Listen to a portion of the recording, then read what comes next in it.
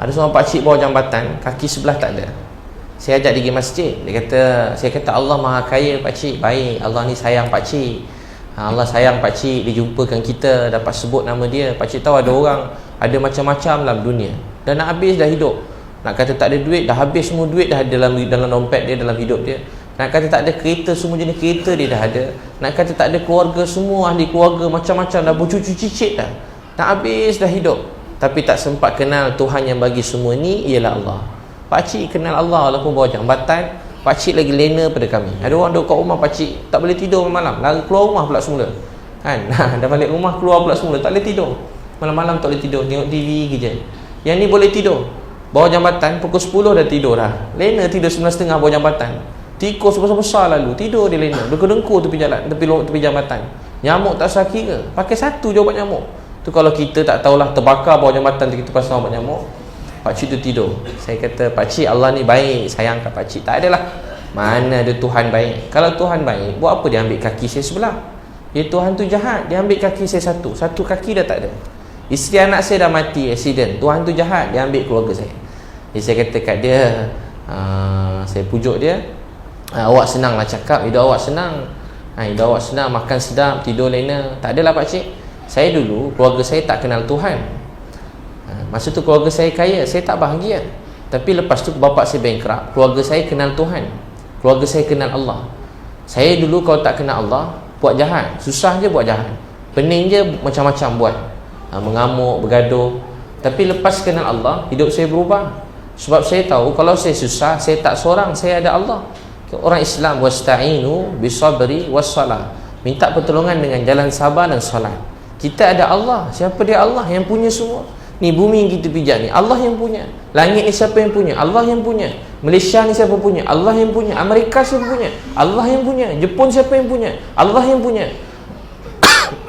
Bulan matahari siapa punya? Allah yang punya. Semua sekali dalam dunia ni Allah yang punya. Allah yang punya. Manusia cuma diberi amanah sikit, begini sikit. Ada orang diberi amanah anak 2 orang, ada orang diberi amanah isteri, ada orang diberi amanah sikit-sikit dalam hidup. Kita pun mula perasan lah. Saya pun perasan, wah ni saya punya ni. Tak, Allah yang punya. Tangan saya, tak, Allah yang punya. Ni tangan kiri saya punya, tak, Allah yang punya. Lidah saya punya, tak, Allah yang punya. Kaki saya punya, tak, Allah yang punya. Siapa punya semua ni? Allah yang punya. Tak ada apa kita punya. Kan, orang sayang sangat, sekejap mata orang pijak balik dia semula. Kita sayang sangat orang, esok kita dah tak sayang dia. Hari ni kita rasa begini kita punya, Allah ambil, bukan kita punya. Jadi pakcik tu kata kat saya, dia rasa Tuhan ni jahat. Saya kata dengan dia, pakcik salah tak salah, pakcik tak kenal Tuhan. Mari sini saya bawa pakcik pergi masjid. Pakcik duduk sana, ikut saya maghrib, isyak, itikaf kat masjid, kuliah subuh. Lepas tu kalau pakcik dah duduk, rasa tak bahagia juga, saya hantar pakcik balik. Kalau pakcik rasa saya buang masa pakcik lempang yang muka saya kuat-kuat. Pakcik ikut saya pergi masjid. Dia pun janji, esok saya ambil dia. Maghrib saya ambil dia datang masjid. Macam malam ni lah, ada program kat masjid, malam minggu. Pergi kat masjid, ambil maghrib, kat masjid Seri Petaling. Saya bawa dia maghrib, isyak. Lepas tu masa tu lama dah isyak, itikaf kat masjid, ni subuh. Habis subuh, pakcik jom saya hantar balik pakcik. Dia kata apa? Ustaz, saya tak nak balik boleh? Saya nak duduk sini lama sikit. Pakcik nak berapa lama? Berapa lama yang ada ustaz? Ada 2-3 hari ada, seminggu ada, 10 hari ada, sebulan ada, 40 hari ada, 3 bulan ada, 4 bulan ada, berapa bulan pakcik nak? Jadi dia kata dia nak sebulan, begitulah. Saya pun bagi ikut kawan saya. Ada kawan saya nak pergi berdakwah kawasan pedalaman, jadi bawa ikut ustaz tu. Nanti pakcik belajar dengan dia. Tapi saya tak bawa duit ustaz. Dan saya pun bagi, kata ni ada duit untuk pakcik, dah ada orang bagi dah. Bagi duit, ada duit lah bagi kat dia. Berapa ratus bagi. Lepas tu saya siapkan beg. Macam mana ustaz dah siapkan beg untuk saya? Saya memang dah rancang untuk pakcik macam ni sebenarnya kan. Daripada awal dah ada dah. Kalau tak nak pun tak balik. Dia pun pergi. Sekali bila dia pergi, saya nak balik, dia kata sekejap ustaz, sekejap. Dia pergi beli kat kedai bawah, dia pergi beli serban. Saya sedih lah tengok masa tu. Dia beli serban. Sebab kat masjid tu ada ramai orang pakai serban. Dia teringin nak pakai serban tu. Kadang-kadang macam tu lah. Dia pun pakai, saya pakaikan dia serban. Masa saya pakaikan dia serban, tiba-tiba dia nangis kuat-kuat. Dia kata, ustaz, saya tak pernah rasa bahagia macam ni dalam hidup saya. Saya tak pernah rasa bahagia macam ni dalam hidup saya. Saya tengok tu saya jadi sedih. Sebab tu saya beritahu tuan-puan sekalian, hari ni kenapa keluarga kita tak bahagia, hidup kita kurang bahagia? sebab kita kurang menyebut nama Allah dalam hidup kita. Kita rasa mungkin sebab kita kurang duit. Betul juga. Bukanlah tak betul, betul juga. Tak salah pun kalau tuan-tuan nak fikir apa, semua betul. Tapi nombor satu sebenarnya kita tak bahagia sebab kita kurang sebut nama Allah dalam keluarga kita. Ala bizikrillah tatma'innul qulub. Hanya dengan ingat Allah, hati itu menjadi tenteram, tenang. Wa man a'rada an zikri fa inna lahu ma'isyatan danka wa nahsyuruhu yaumal qiyamati a'ma, sampai habis. Siapa berpaling pada peringatan Allah, Allah sempitkan hati dia. Rumah besar tapi macam tak ada rasa apa. Ada kereta besar tapi hati sempit. Sempit tu kat sini. Bahagia tu tak bahagia tu kat sini. Ada duit bahagia, tak ada duit bahagia. Ada tengah dapat gaji besar bahagia, kena kurang gaji bahagia. Tengah dapat bonus bahagia, tak dapat bonus bahagia. Bahagia tu kat sini. Tengah orang sanjung, puja, puji, melambung-lambung kita bahagia. Orang pijak kita pun bahagia. Kita sedih tapi bahagia. Bahagia tu kat sini bila hati kita kenal Allah Subhanahu Wa Taala. Sebab tu sahabat Nabi, dia pergi sampai mana-mana negara buat dakwah. Raja orang-orang ni khianat dia, bagi makan buah-buah masam, buah-buah buruk bagi dia makan, yang teruk-teruk. Jadi supaya dia buat muka jahat depan raja, supaya apa, maki hamun lah, supaya tunjuk muka adab tak elok depan raja. Sekali bila makan, sahabat ni makan, ada yang pelan-pelan letak, ada yang berhenti, ada yang dia buat macam biasa je muka. Sebenarnya kalau orang lain termasuk mulut tu terus macam geli nak buang terus, tapi dia buat biasa. Sekali raja tanya, raja cuba makan makanan sahabat ni, makan-makan. Raja kata, siapa tergamak bagi makanan macam ni pada kamu? Orang nak kenakan sahabat Nabi. Jadi tanya, kenapa kamu tak komplain makanan ni? Tahu tak sahabat kata apa? Tuanku, kami tak tengok apa kami makan, tapi kami lihat siapa yang beri kami makan. Nabi Muhammad SAW yang kami sayangi tak pernah komplain makanan yang dia makan. Itu orang beriman. Nak komplain makanan pun malu. Sebab Allah tengok. Malu nak tengok, nak komplain. Sebab Allah tengok. Ni sahabat Nabi jalan, hujan. Nabi kenakan diri kat hujan. Sahabat tanya, ya Rasulullah, kan hujan? Hujan bukan biasa punya hujan, kan hujan. Orang kat sana kena hujan macam kuat-kuat macam tu, kan hujan. Tahu Nabi kata apa? Hujan ni rahmat Allah Subhanahu Wa Taala.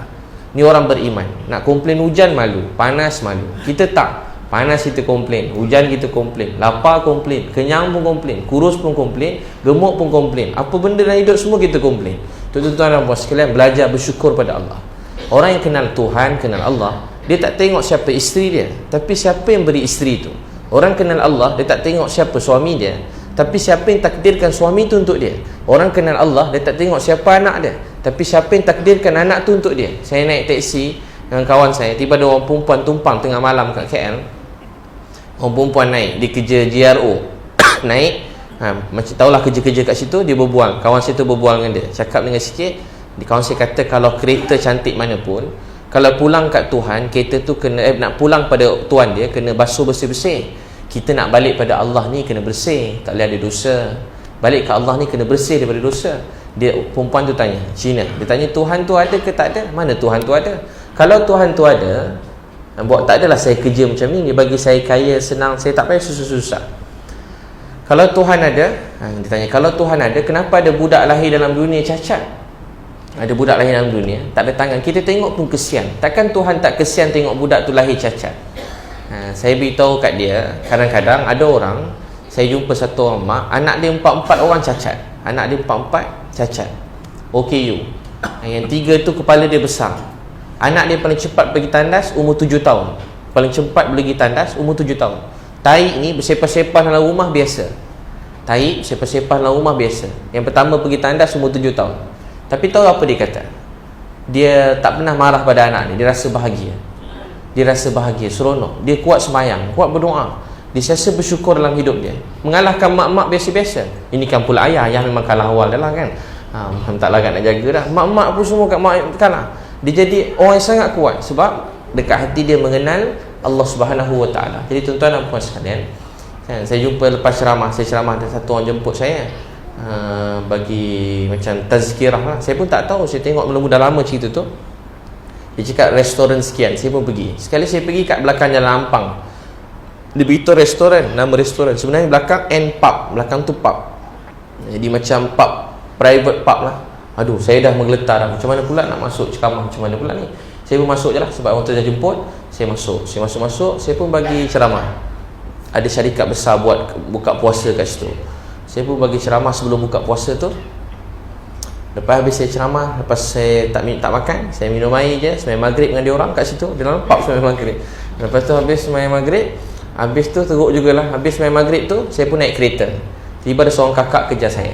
Dia kata, "Ustaz, Tuhan ni," ya, dia kata, "Ustaz, Tuhan ni tak ada. Saya ada ayah." Dia tanya, "Ustaz, Tuhan ni ada ke tak ada?